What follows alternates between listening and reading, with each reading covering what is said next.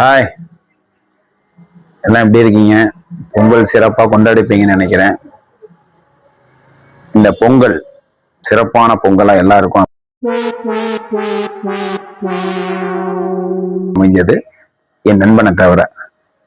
ஏன்னா என் நண்பன் வீட்டுல ஒரே சண்டை, அவருக்கும் அவருடைய மனைவிக்கும். லீவுனாலே சண்டை தானாங்க. வேலைக்கு போனா எப்ப வரீங்கன்னு கேட்க வேண்டியது, வீட்டுல இருந்தா சண்டை போட வேண்டியது.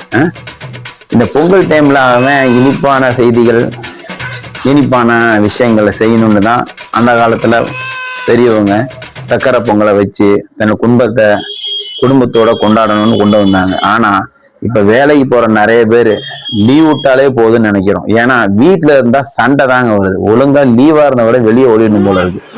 என் நண்பர் காலையில போன் பண்ணாரு, வாக்கிங் போயிட்டு இருக்கும்போது ரொம்ப சொல்லிட்டு இருந்தாப்புல. நான் சொன்னேன், இதுவே ஒரு நல்ல கண்டென்ட்டா இருக்கு, இதவே ஒரு கண்டென்ட்டா போடலாமான்னு கேட்டேன். அதை சிரிக்கும் போது அழுதுட்டான். என்னுடைய சகோதரிகளுக்கு ஒரு அட்வைஸ் என்ன சொல்றேன்னா, கணவர்கள் வீட்டுல இருக்கும்போது தேவையில்லாம சண்டை போடாதீங்க. இந்த உலகம் இயந்திரமான உலகம். நாம வெளியே போறது, வீட்டை விட்டு வெளியே போனா திருப்பி வருவோமா அப்படிங்கிற நம்பிக்கை இல்லாம இருக்கு. வீட்டுல இருக்கும்போது கணவனை உங்களை தங்கத்தட்டை வச்சு தாங்க சொல்ல, டார்ச்சர் பண்ணாம இருங்கன்னு தான் சொல்றேன். உங்களை நாங்க டெய்லி வெள்ளி கிண்ணத்துல பால் கொடுங்கன்னு சொல்ல, எங்க வெளியே வீட்டை விட்டு வெளியே துரத்துறாங்கன்னு தான் சொல்றேன். அதனால சகோதரிகளே, கணவனை கண்கண்டு பார்த்துக்குங்க. கண்கண்டவனே தெய்வம் சொல்லுவாங்க. ஆனா நீங்க படுத்துற அவன் தெரிச்சு ஓடி சாமியாரா போயிடுவான் போல இருக்கு. சின்ன சின்ன விஷயத்துக்கெல்லாம் சண்டை போடாதீங்க. பெண்கள் சண்டை போடணும், அது ஒரு அழகு. அந்த சண்டை உடனே தீர்வு செய்யப்படணும்.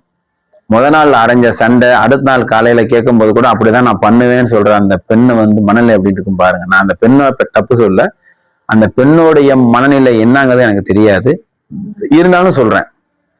நண்பர்கள் சில விஷயங்கள் நாங்க பகிர்ந்து கொள்ளும் போது ரொம்ப சங்கடமா இருக்கு இந்த விஷயங்கள்லாம். அதனால முடிந்த அளவுக்கு கணவன் மனைவிக்குள்ள சண்டை இல்லாம அவங்களுடைய வாழ்க்கையை ஓட்டுங்க. உங்களை பார்த்துதான் உங்க குழந்தைங்க மாறுவாங்க. குழந்தைங்களை காப்பாத்துறதும் கைவிடுறதும் உங்களுடைய கையெல்லாம் இருக்கு.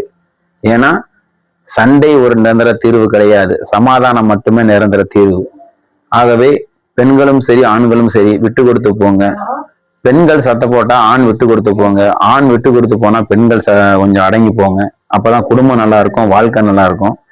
இந்த இயந்திரமான உலகத்துல அனைவரும் சந்தோஷமா வாழுங்க. ரொம்ப நன்றி, வணக்கம்.